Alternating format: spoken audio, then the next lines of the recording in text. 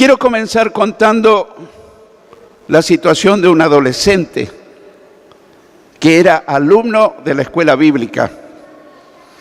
Y él había escuchado a su maestra y lo había escuchado en algunos cultos, que el Espíritu Santo está en todos los verdaderos seguidores de Cristo. Está el Espíritu Santo. O sea que tenemos el Espíritu. Pero también había escuchado de estar llenos del Espíritu. Y él, como jovencito, no alcanzaba a discernir entre tener el Espíritu o estar lleno del Espíritu. Entonces le preguntó a su maestra: Señor, ¿cómo es eso de tener al Espíritu o estar lleno del Espíritu? ¿Podría explicarme? Y justo en esos días tuvieron un camping donde había juegos, algunos estudios bíblicos, pero especialmente tardes deportivas, y su maestra estuvo en esa actividad. Y cuando este jovencito terminó su partido de fútbol, vino cansado, sediento, era una tarde calurosa. Entonces la maestra lo llamó y le dijo: antes de ir a tomar agua, yo tengo un vaso preparado con agua. Y le dio un vaso con un poquito de agua. Y le dio, y él bebió y quedó mirando. ¿Saciaste tu sed? No, le dijo. Yo quisiera beber el vaso lleno y aún otro vaso, y la señorita tenía preparada su jarra de agua y le dio uno y otro y otro. Y le dijo: qué hermosa sensación. Ahora recién mi sed ha sido saciada. No era lo mismo un poco de agua que tener abundancia de agua. Su maestra, una gran pedagoga, aprovechó para decirle: así ocurre, o algo similar, con tener al Espíritu, como un poco de agua, que no es poca cosa, ¿eh? Y estar lleno del Espíritu. Nuestra sed queda saciada, nuestra sed espiritual. Y él entendió por fin que hay una gran diferencia entre tener al Espíritu y estar lleno del Espíritu. Y le explicó su maestra ahí en el camping que cuando el Espíritu llena la vida de un cristiano, toma control de nuestros pensamientos, de nuestras emociones, de nuestra voluntad, y comenzamos a ser vencedores de debilidades, de cosas que no podemos vencer, porque tenemos toda la potencia, la dinámica del Espíritu Santo. Y este chico se entusiasmó y dijo: ¿y cómo yo puedo tener eso? Y le explicó la señora cómo tener. Ese es el tema que quiero compartir con hoy. Tener al Espíritu o estar lleno del Espíritu. Y tenemos que verlo en la Biblia, cómo enseña. Y vamos a ver varios puntos. El primero es que Jesús anticipó lo que ocurriría con el Espíritu Santo. Jesús anticipó lo que ocurriría con el Espíritu Santo. ¿Por qué digo anticipó? Porque lo dijo antes de Pentecostés, antes que ocurra la plenitud, el bautismo, la llenura. Pero él ya proféticamente ya lo estuvo explicando. Y vamos a buscar en el Evangelio de Juan, capítulo 7, versículos 37 al 39.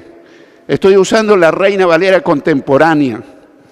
Juan 7, 37 al 39, donde dice: en el último y gran día de la fiesta, Jesús se puso en pie y en voz alta dijo: si alguno tiene sed, venga a mí y beba.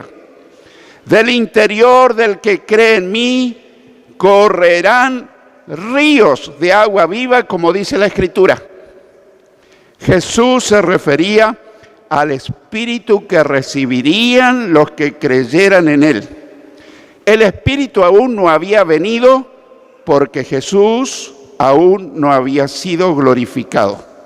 ¡Qué pasaje tan hermoso y significativo! Pero analicemos, meditemos en el versículo 37, el primero. Dice, en el último y gran día de la fiesta. Seguramente lo habrás leído muchas veces. ¿A qué se refiere?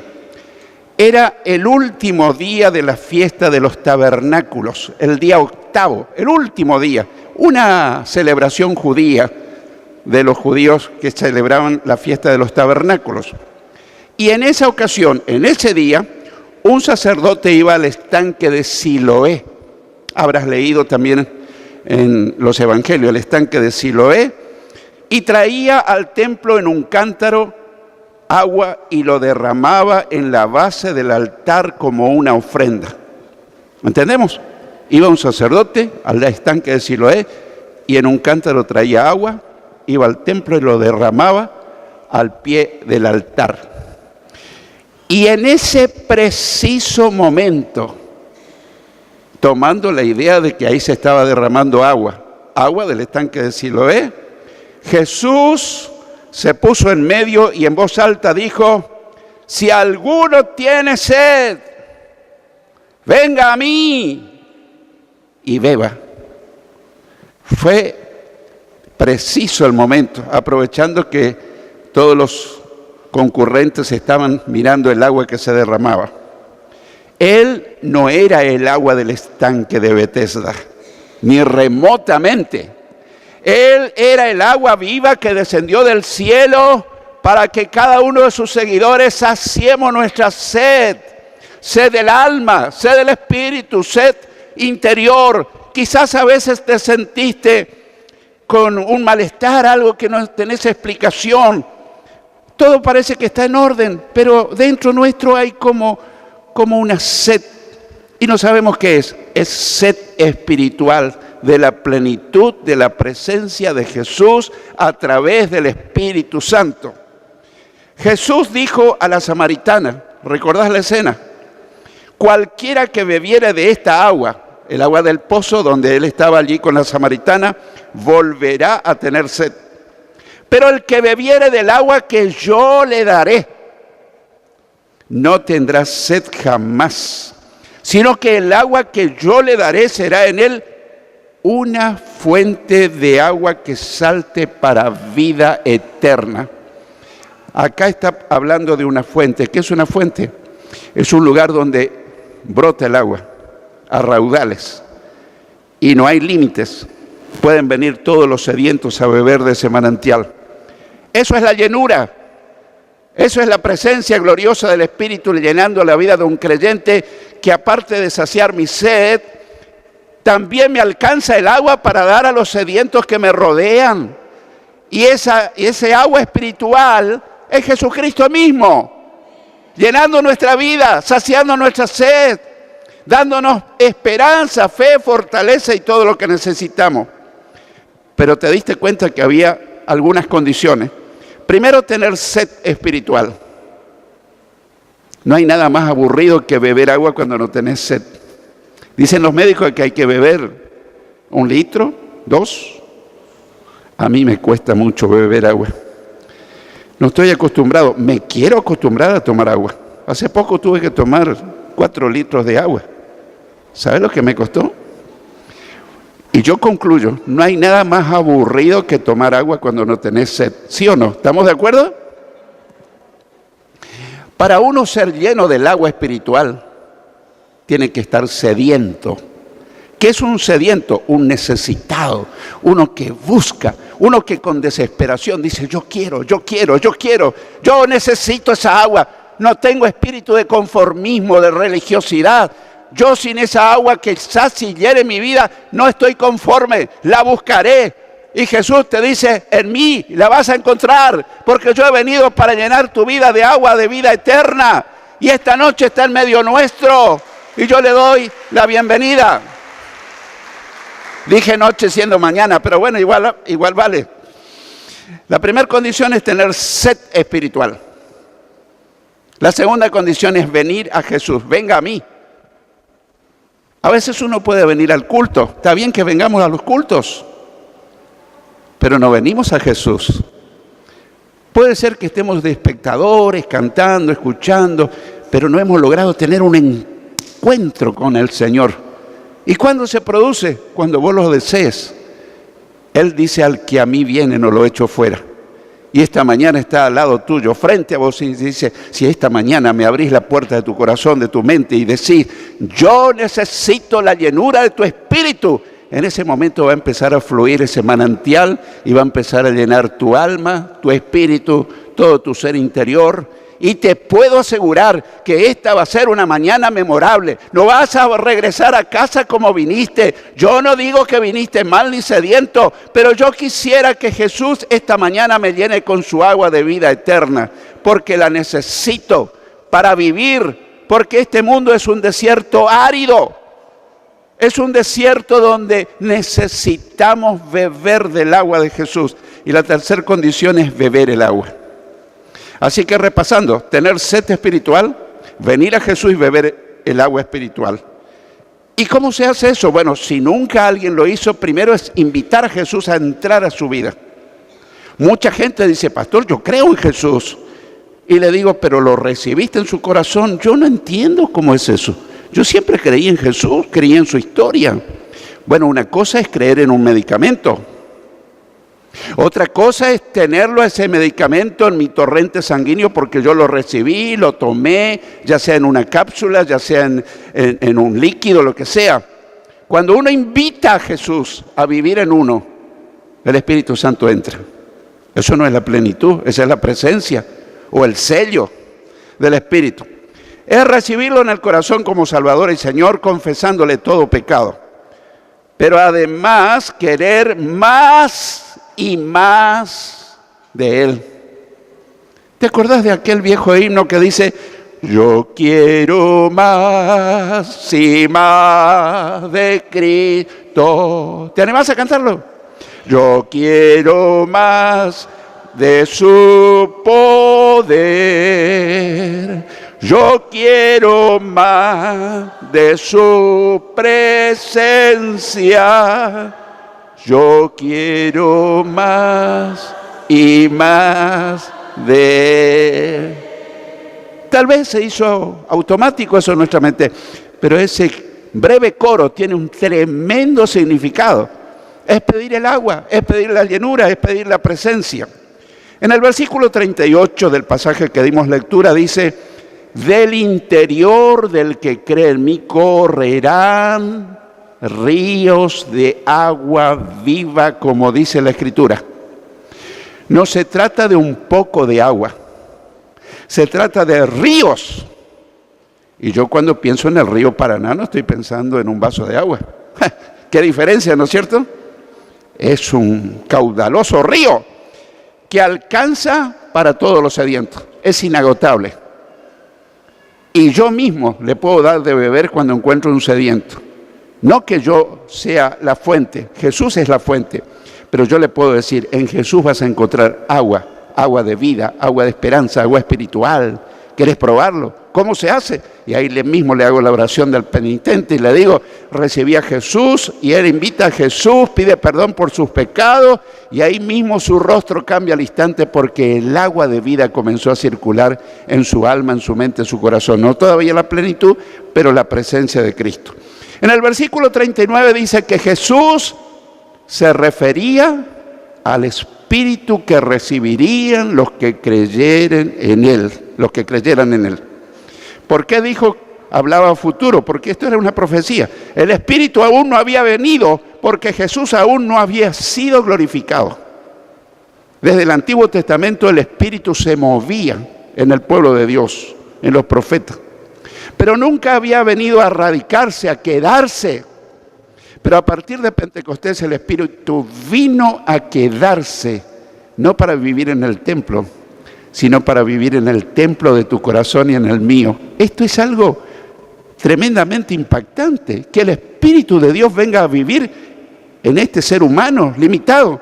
Precisamente, la Biblia dice que cuando tenemos a Cristo y estamos llenos del Espíritu, somos templo del Espíritu Santo. Por eso tenemos que ser muy cuidadosos qué hacemos con nuestro cuerpo, porque estamos viviendo en una casa prestada. Tal vez no lo habías pensado. No quiero que te sientas mal, porque ahora está muy de moda hacerse marcas en el cuerpo, tatuajes. Y hay muchos cristianos tatuados, pero lo hicieron cuando no conocían al Señor. No quiero que te sientas incómodo si tenés tatuaje, porque eso lo hiciste en desconocimiento. Pero ¿qué tal si un día de esto va a tu casa alguien y empieza a pintar tus paredes y hace rayones? ¿Qué harías con esa persona? Lo sacarías corriendo. Esta es mi casa, por favor, no venga a mancharme las paredes. Este cuerpo y ese cuerpo que tenés, si somos de Cristo, no te pertenece, pertenece a Jesús. Y tu cuerpo y el mío son morada del Señor a través del Espíritu Santo. Así que tenemos que tener cuidado con este cuerpo. No podemos llevarlo a cualquier parte. No podemos hacer cualquier cosa, porque estaríamos poniendo el cuerpo, la casa, el habitáculo, el templo del Señor en una cosa que no conviene. A buen entendedor, pocas palabras. Cuidado con lo que hacemos con nuestro cuerpo. Así que Jesús anticipó lo que ocurriría con el Espíritu. En segundo lugar, el Espíritu con ustedes está con ustedes y estará en ustedes. Cuidado, eso lo dijo en ese momento a los discípulos, porque ellos todavía no tenían el Espíritu. Ciertamente en Juan capítulo 20 Jesús le da un anticipo. Dice que sopló y les dijo, reciban el Espíritu. No era el bautismo. Eso era solamente la presencia, como una especie de sello. Los seguidores de Cristo a Pentecostés no llegaron, los apóstoles no llegaron sin el Espíritu. Llegaron ya con el Espíritu, pero no estaban llenos del Espíritu. En nuestro caso es diferente.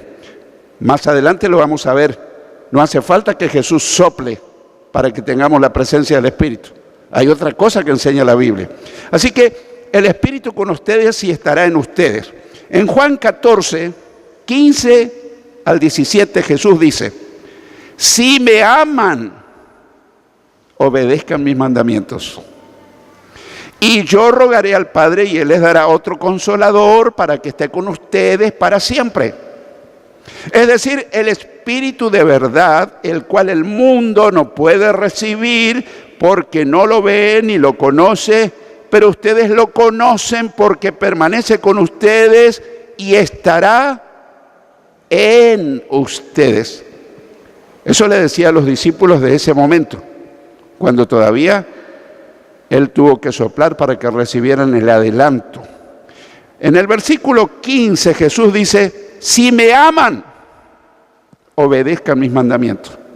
A veces nosotros pensamos que amar a Jesús, o amar al esposo, o amar a la esposa, o amar al hijo, o amar al padre, es una cuestión de sentimientos, de emociones. Por eso vemos que la gente dura muy poco unida, en matrimonio, en familia, porque se basa en sentimientos. El amor nunca se basó en emociones. El amor verdadero no es emotivo, es volitivo, está en la voluntad. ¿Me explico, hermano? Yo hace 50 años conocí a una chica y decidí, primero, me encantó, me deslumbró, era bien joven ella, y yo decidí, el resto de mis días voy a amar a esta mujer. No dije mientras dura mi sentimiento, por eso la gente no dura unida. Cuando uno decide amar, está hecho en la voluntad, sujeta a la voluntad de Dios y Dios respalda tu decisión. Ahora si uno dice, ¿hasta cuándo va a estar unido en matrimonio, en familia? Y bueno, mientras sienta, mientras me emocione, eso es muy endeble, muy frágil. Entonces, Jesús dice, si me aman, obedezcan mis mandamientos. Así que amar a Jesús significa obedecerle. ¿Vos querés demostrarle a Jesús que lo amás? Sí, ¿verdad? Empecé a obedecerle. Podés decirle, te amo, Señor, te amo. Quiero amarte más cada día. Pero mis palabras tienen un respaldo cuando yo le obedezco. Yo no puedo vivir mi vida a mi voluntad y decir, te amo, Señor, y me va a decir, Arnoldo, no es verdad lo que me estás diciendo. El día que me obedezcas fielmente, yo entenderé que me amas de verdad. Esto va para todos, no solo para mí. En el versículo 16 Jesús promete: y yo rogaré al Padre, y Él les dará otro consolador, otro. Jesús era el que estaba consolando y sosteniendo a los discípulos, pero cuando Él regresaba al cielo, le iba a rogar al Padre que envíe otro consolador para que esté con ustedes para siempre. Y Jesús está en medio nuestro a través del Espíritu Santo.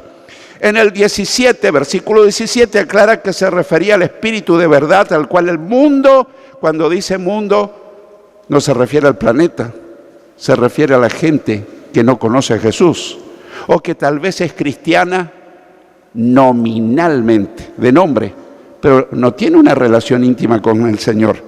Así que dice el Espíritu de verdad, al cual el mundo, la gente, la sociedad en general no puede recibir porque no lo ve ni lo conoce. Así que la promesa del Espíritu Santo no es para toda la humanidad, es para los seguidores, los convertidos, los nacidos de nuevo. Y a continuación dice a sus discípulos: pero ustedes lo conocen porque permanece con ustedes. Todavía no estaba dentro de ellos, estaba acompañándolos. Y estará en ustedes, entrará a vivir dentro de ustedes. Antes de Pentecostés el Espíritu permanecía con ellos, pero a partir del bautismo en el Espíritu Santo estaría en ellos, dentro de ellos, dándoles poder para ser testigos de Cristo, dándole poder para vencer toda debilidad, todo pecado, toda tentación. No podemos vivir sin el poder del Espíritu. No podemos seguir una vida santa, recta y justa como Dios demanda en mi propia fuerza. Voy a caer, voy a pecar. Pero cuando tengo la plenitud, el poder del Espíritu Santo, va a rugir una tormenta alrededor mío, pero yo me voy a mantener firme. ¿Qué soy mejor que nadie? No, el poder de Dios está dentro mío y dentro tuyo para sostenerte.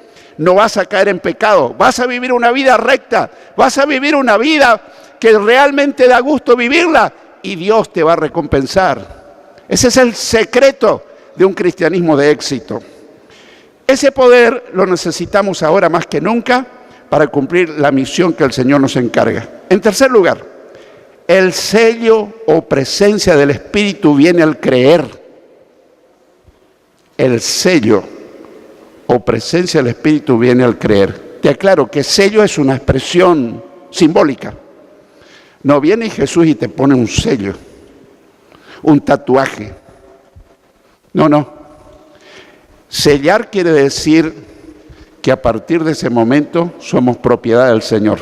Es una expresión simbólica. O también podemos decir que es la presencia, porque cuando uno recibe a Cristo, la presencia del Espíritu ya está en uno. Eso no es el bautismo del Espíritu Santo, ¿eh? Hay grandes sectores del cristianismo evangélico que creen que el sello es el bautismo. ¿Qué quiere decir bautismo? Etimológicamente, ¿qué quiere decir bautismo? Sumergir, pasar por debajo. Y si yo te pongo un sello en el brazo, pero no te sumerjo en agua, yo no puedo decir te acabo de bautizar. Me vas a decir, no, pastor, usted me puso un sello. Entonces, no tiene nada que ver el sello con el bautismo. Hay miles y millones de cristianos evangélicos que creen que el sello es el bautismo. No lo es. El sello es la presencia solamente. Desde el momento que tenemos a Cristo, vas a notar que en tu vida las cosas comienzan a cambiar. Los familiares se van a dar cuenta y vas a decir, no sé qué pasó contigo. O te lavaron la cabeza en tu religión, pero vos ya no sos el mismo de antes. Gloria a Dios. No me lavaron la cabeza ni me prohibieron nada en una religión, pero la presencia o el sello ya comenzó a hacer efecto. Pero a veces entramos en un espíritu de conformismo. Bueno, ya lo tengo la presencia, tengo el sello. Y yo te pregunto, como el caso del muchacho del inicio de la ilustración, si estás muy sediento y yo te diera 2 deditos de agua, ¿qué me diría? Pastor, esto no me alcanza. Esto es apenas para tomar unos traguitos. Deme una jarra llena de agua, 2, 3 vasos. Así debemos anhelar la llenura, la plenitud del Espíritu Santo. En Efesios, el sello o presencia del Espíritu viene al creer. Efesios 1:13 dice: también ustedes, luego de haber oído la palabra de verdad, que es el Evangelio que los lleva a la salvación, y luego de haber creído en él, fueron sellados con el Espíritu Santo de la promesa. Lo primero que necesitan las personas es oír la palabra de verdad del Evangelio de la salvación. Se necesita oír, escuchar la proclamación del Evangelio. Luego de creer en Cristo, de recibirlo en el corazón como Salvador y Señor, esas personas son selladas con el Espíritu, es decir, que reciben la presencia del Espíritu.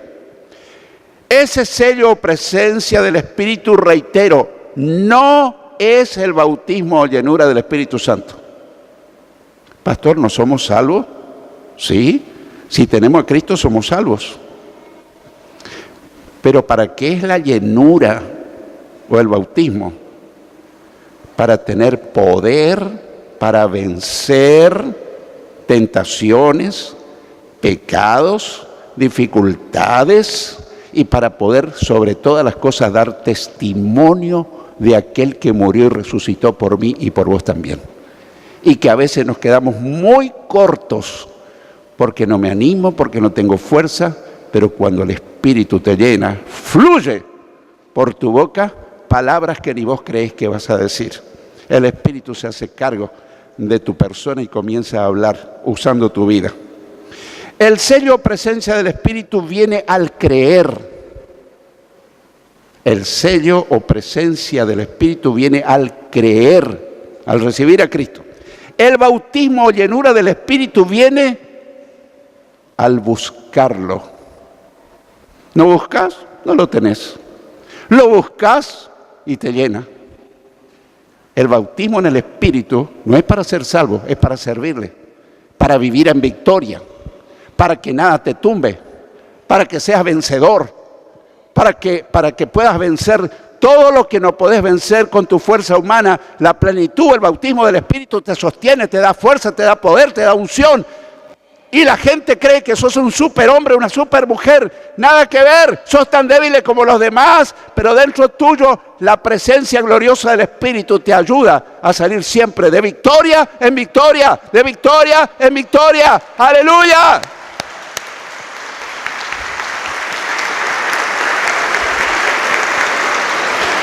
Y eso es precisamente lo que veremos en el cuarto y último punto. En cuarto lugar, la llenura del Espíritu viene al buscarlo. La llenura del Espíritu viene al buscarlo. No al creer solamente. Hay que buscarlo.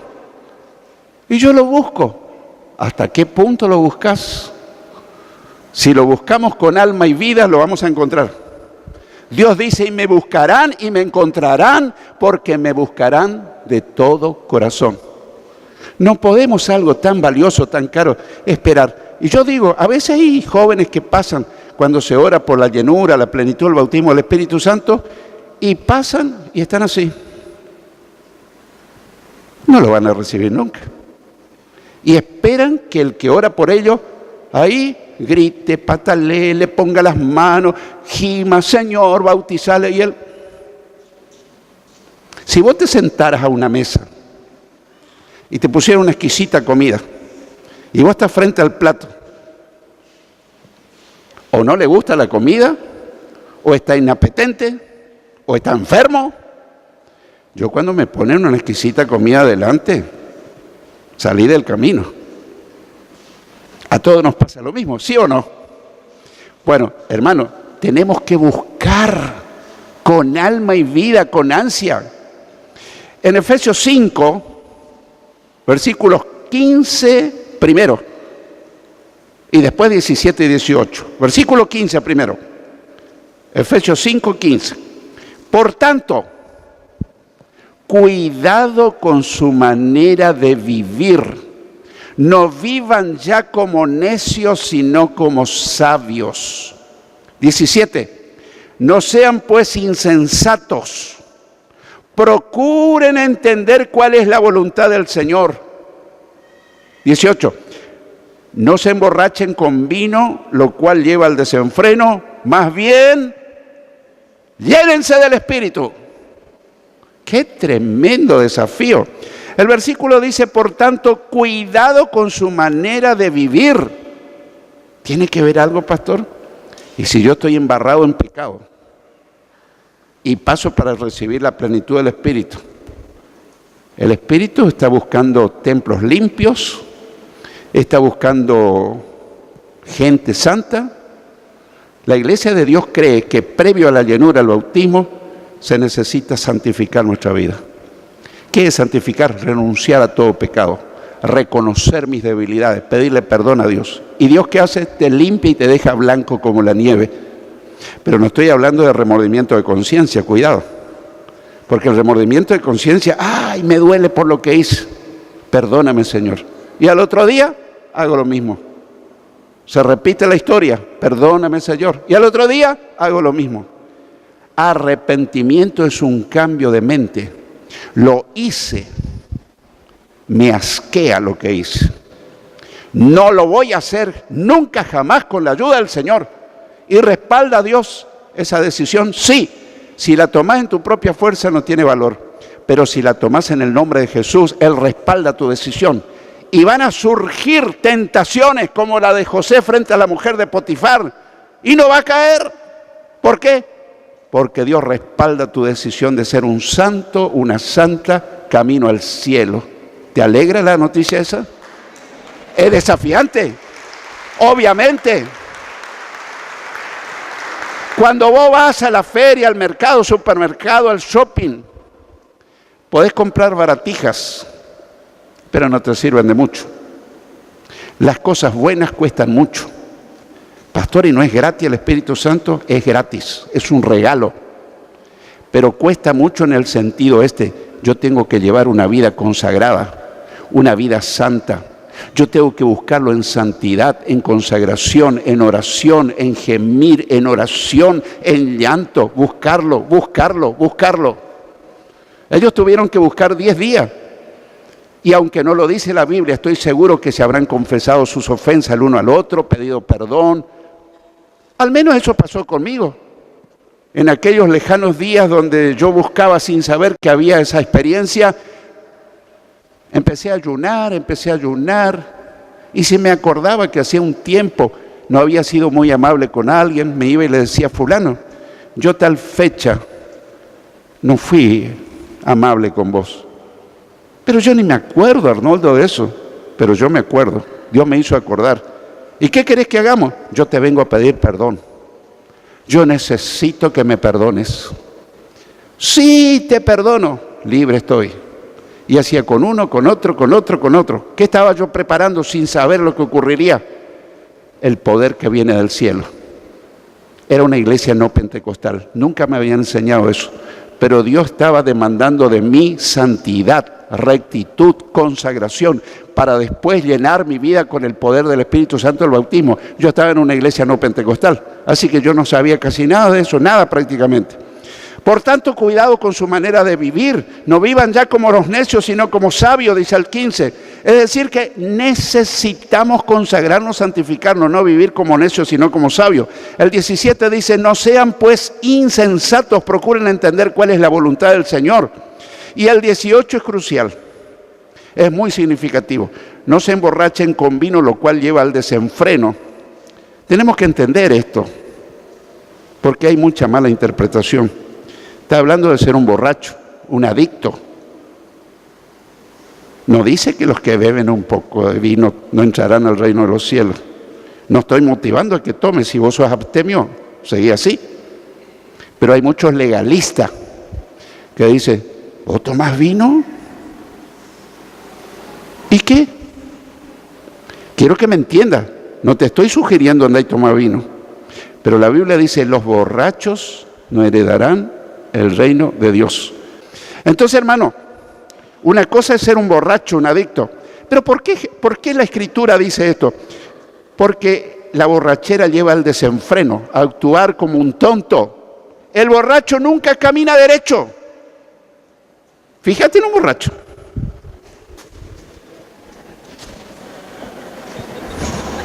¿Viste alguna vez?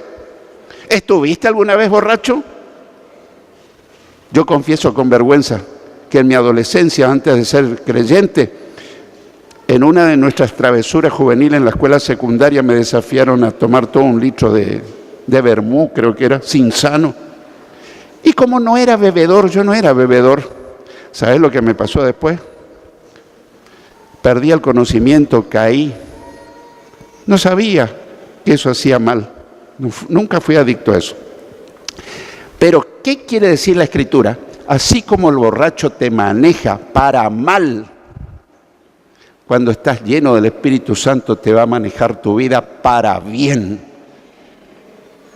No vas a estar así como en trance, como muchos interpretan. Vas a entrar en un trance, no. Vas a ser decoroso, vas a ser recto, vas a hacer cosas sabias. Porque el Espíritu Santo vino para ayudarnos para el bien, no para hacer cosas que no convienen. Y fíjate vos lo que dice, más bien llénense del Espíritu. No dice serán llenos. ¿De qué te habla? De una responsabilidad. Yo tengo que llenarme del Espíritu. ¿A quién le tengo que pedir? Al dador del Espíritu. Hoy lo presenté, está acá en medio nuestro. No sé si te acordás, le dimos un aplauso de bienvenida. ¿Quién es el bautizador en Espíritu Santo?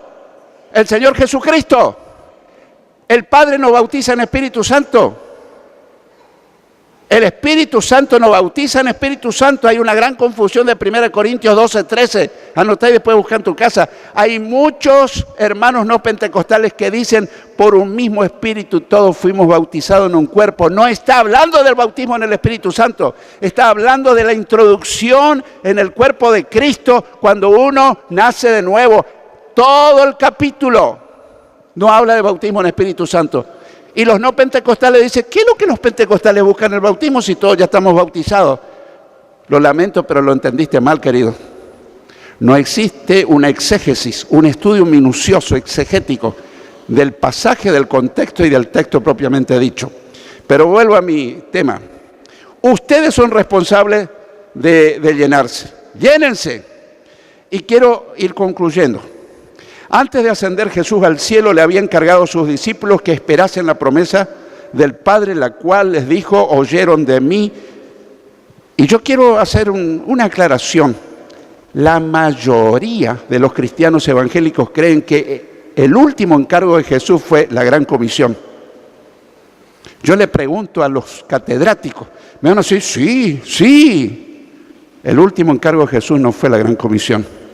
Y me van a llevar al Evangelio de Marcos capítulo 16, después en tu casa lee, y después de decir, vayan por todo el mundo y prediquen el Evangelio a toda criatura, el que creyere y fuere bautizado será salvo, y estas señales serán a los que creen, etcétera, etcétera, etcétera. Y a continuación dice que ascendió Jesús, pero ahí dio un brinco gigante, porque esa escena ocurría en Galilea. Y Jesús no ascendió al cielo desde Galilea. Jesús ascendió al cielo desde el Monte de los Olivos en Jerusalén. Y el último encargo de Jesús no fue, vayan por todo el mundo y prediquen el Evangelio. No fue ese. Aunque eso es sumamente importante. Tal vez yo alguna vez también lo prediqué así, pero haciendo un estudio minucioso no es así. Evangelio de Mateo 28 dice, hagan discípulos a todas las naciones, etcétera, etcétera. El último encargo de Jesús antes de ascender al cielo, Hechos capítulo 1, Él les dijo que ustedes recibirán poder cuando haya venido sobre ustedes el Espíritu Santo y me serán testigos en Jerusalén, en toda Judea, en Samaria y hasta lo último en la tierra. Y cuando le dijo eso a versículo 9, Hechos 1:9, empezó a ascender a la vista de todos. Ese fue el último encargo. Entonces yo digo y creo que lo que uno encarga, lo último, antes de hacer un viaje, es lo más importante.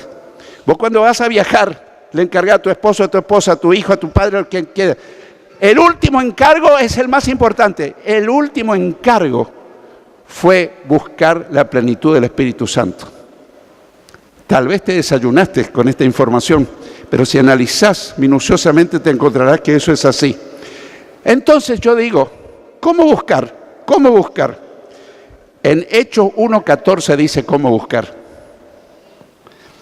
Todos ellos oraban, después de haber regresado del Monte de los Olivos, que queda más o menos 1 kilómetro, todos ellos oraban y rogaban a Dios, el versículo 14, Hechos 1:14, todos ellos oraban y rogaban a Dios continuamente en unión con las mujeres, en unión de las mujeres de María, la Madre de Jesús, y de sus hermanos.